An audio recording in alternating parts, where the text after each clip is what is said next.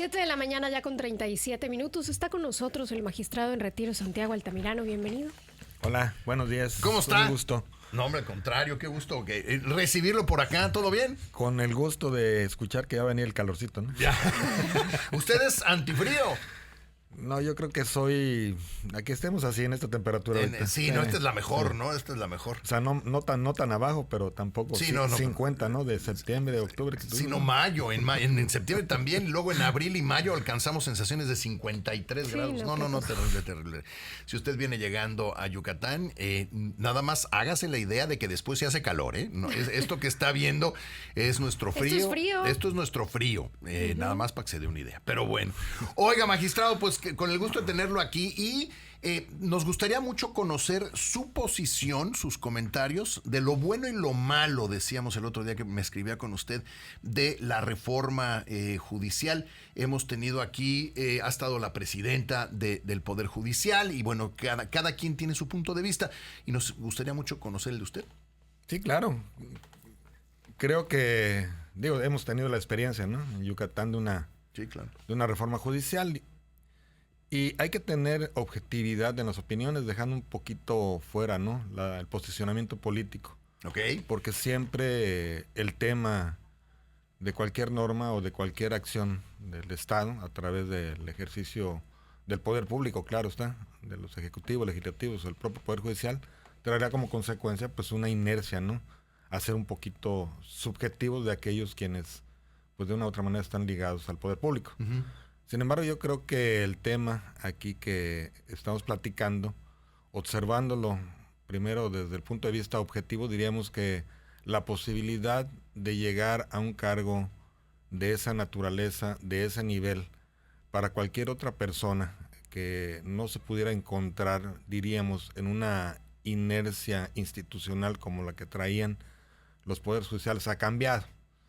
Eso le permite y le da la posibilidad a cualquier persona que no esté en este momento, ahorita hablando de la reforma al Poder Judicial Federal, de poder acceder a ese cargo, ¿no? Uh-huh. Es decir, los procesos y procedimientos, tanto en el Poder Judicial Federal, como es el caso de los ministros, como el caso también de los magistrados en los estados, es un proceso a través del cual diríamos que una mínima cantidad de personas ponía los nombres, aquí, ¿no?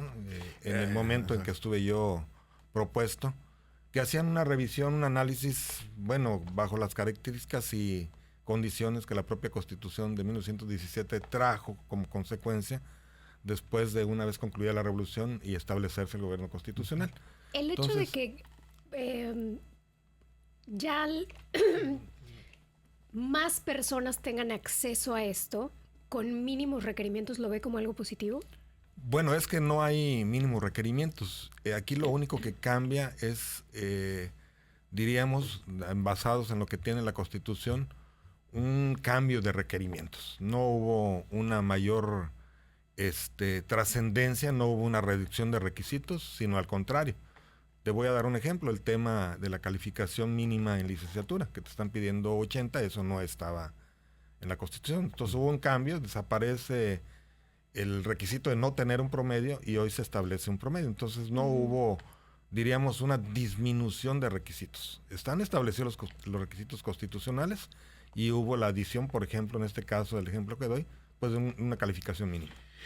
La administración anterior hizo un cambio similar. De hecho, usted era magistrado y se vio ante la toma de decisión. Cada uno de las magistraturas tomaron una decisión de seguir adelante, de salirse, de retirarse, etcétera.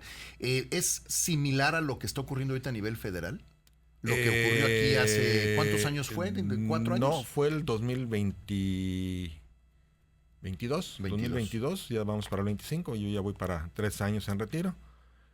No, porque la reforma constitucional federal va enfocada a la participación no solamente de los entes públicos, es decir, el Poder Legislativo, el Poder Ejecutivo, el Poder Judicial, sino además de la participación ciudadana. Okay. En el caso de la reforma al Poder Judicial del Estado de Yucatán, fue una reforma bajo las condiciones que tenía la Constitución, claro, derivada de la Constitución Federal, en donde el Ejecutivo hacía la propuesta al Legislativo y el Legislativo hacía su elección. sea, tenemos, vamos a decir, una condición, aquellos que hemos estado y que seguimos hasta este momento, una condición de elección indirecta. ¿Por qué elección? Porque al final el electo, que es el diputado, es el que elegía quién es el que llegaba. Ajá. Y aquí en el Estado fue más allá esa reforma. Ok. Es decir, esa reforma llegó en este momento al punto en el que hoy ya no hay una terna que proponga el gobernador del Estado, en este caso, ¿no? Sino quien va a hacer la elección de quienes suplirían en todo caso A los jueces, a los magistrados, a los magistrados. solo magistrados, a los magistrados que van a ir cumpliendo su término de tiempo por el cual fueron nombrados, Sí.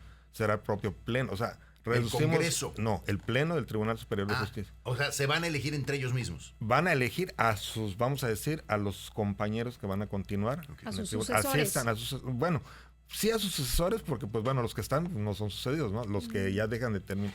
Pero el gobernador puede decir, oye, no me gusta Juan Pérez. No, pues es que tenemos en un escenario de Estado de Derecho condiciones jurídicas que no son así. Okay. Tendría que existir una reforma constitucional en el Estado Para que...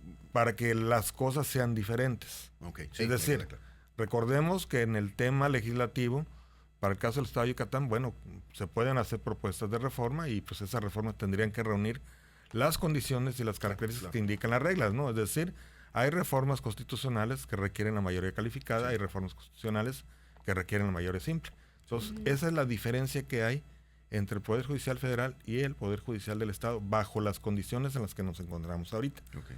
Sin embargo, bueno, pues está todavía el proceso de cumplimiento de las reformas estatales para hacer la homologación a lo que se hizo a nivel federal. Okay. ¿Eso qué quiere decir? En otras palabras, perfecto, qué bueno que me preguntaste. Que en el Estado se tiene que llevar a cabo el proceso de reforma constitucional para que se haga el proceso, en el caso del Poder Judicial del Estado de Yucatán, que reúna los requisitos del Poder Judicial Federal. Es decir, ¿para que que haya un proceso elijamos? para que se elija también. ¿Y por cuánta gente tendríamos que votar? Esto tendrá que suceder antes de junio. Mira, esa es una muy buena pregunta porque hay en el caso del Poder Judicial Federal una incomprensión de la reforma por toda la carga, vamos a decir, relativa a los señalamientos y no al verdadero contenido. O sea, se han enfocado más en el hecho de la reforma más que en las características que lleva esta reforma. Cada poder, en el caso de la reforma al Poder Judicial Federal, tiene la potestad de generar un listado de personas. Bueno, ya ahorita vimos que hay que hay una intervención inclusive del Poder Judicial Electoral, ¿no? Es decir, Sí. entonces a través del tribunal se tomó una determinación judicial con respecto al proceso. Sin embargo, eso no lo sabe mucha gente, es decir, la gente piensa que la elección va a ser de un solo poder. Sin embargo, es de tres poderes. Hay propuestas del Ejecutivo, el Legislativo y el Judicial. Sí, efectivamente. Claro. Entonces, lo mismo deberá ocurrir acá a nivel estatal, en todos los estados, no solamente en Yucatán. Lo mismo deberá ocurrir. Ahora, pregunta, porque hace rato Viridiana nos explicaba que la Sala Superior del Tribunal Electoral habían aprobado, me parece que ayer, el tener que continuar con el proceso de selección de los candidatos, pero ya no para buscar al mejor, sino por falta de tiempo de una, dijiste, por insaculación, ¿no? Sí, es decir, va a ser por tómbola. ¿Y qué opina de eso? Porque pues ya no les dio tiempo de verificar que los que estén compitiendo sean los ideales. Yo lo pondría primero el tema del por qué, lo pondría de otra manera. Es decir, los recursos jurídicos, es decir, el inconformarme o no estar de acuerdo, no nomás es decir no estoy de acuerdo, sino que hay un recurso jurídico para inconformarse con respecto, en el caso de una elección, de los procesos de elección. Okay. Entonces, lo que retrasa el trabajo es precisamente esas inconformidades que se tienen que resolver antes de continuar. Okay. Esa sería la primera parte. La segunda parte es que hay una serie de filtros, ¿sí? Que el último, pues bueno, será precisamente el sacar el listado, que se irá junto con los otros listados para poder hacer ese proceso de insaculación. Entonces, ya se han pasado filtros. Es decir, no cualquier persona pudo haber llegado. No. Pero o sea, lo que pasa es que el filtro que pasaron fue, entiendo, el de los requisitos de los cuales platicábamos, no el de idoneidad. Sí. O sea, digamos que el que se está saltando aquí es la selección de la persona idónea o de las personas idóneas. Sí, claro. Los requisitos todos deben de cumplir los requisitos. Ahora, ya no dio tiempo, como decía Gastón, de seleccionar quién es la mejor opción o quiénes son la mejor opción. Sí, claro, pero creo que aquí entiendo el contexto de la pregunta. Sin embargo, hay que tener muy claro que pensar en un mal resultado de quien sea electo sería aventurarnos mucho por el hecho de no haber sido el idóneo.